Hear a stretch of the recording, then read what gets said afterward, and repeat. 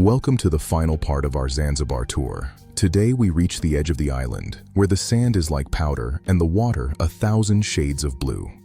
We begin in the north, at Nungwi and Kendwa, the only parts of the island where you can swim all day, regardless of the tide.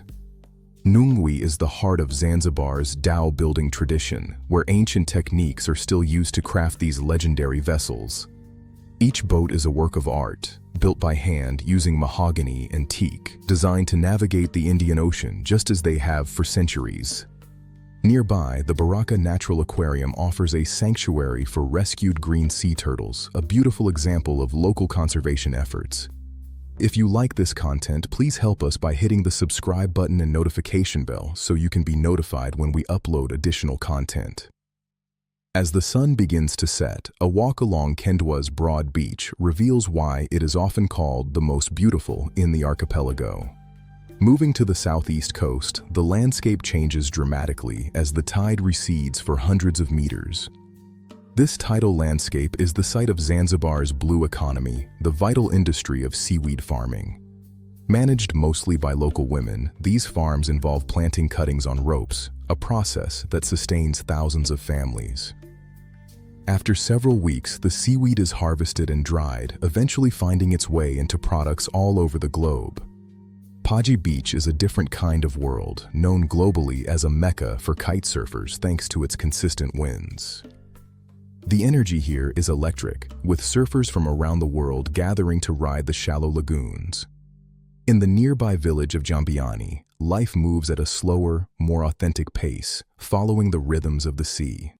Walking through these ancient paths, you feel the true heart and soul of the island's coastal communities.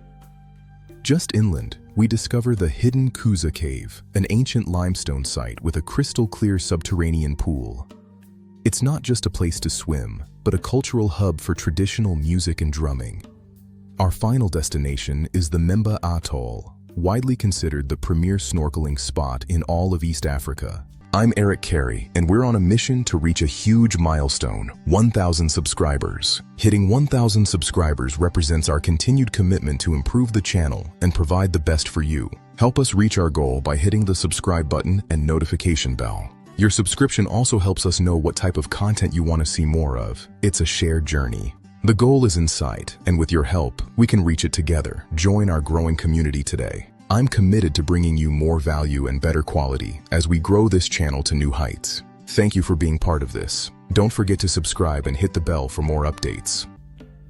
This protected marine conservation area is a kaleidoscope of underwater life and vibrant coral reefs. Dive in to see a world of color, from clownfish hiding in anemones to larger reef sharks in the deeper zones. If you're lucky, you may even encounter a pod of wild dolphins playing in the surf. Active restoration efforts are underway here, ensuring these reefs remain healthy for generations to come. Zanzibar's marine world is a delicate balance of beauty and resilience. From the history of Stone Town to the aromatic spice farms and these stunning shores, Zanzibar has shown us a world where culture and nature are beautifully intertwined. Thank you for joining us on this 3-part walking tour of the magical Spice Island, Karibu, Zanzibar. We hope this journey has inspired you to explore the wonders of this unique archipelago for yourself.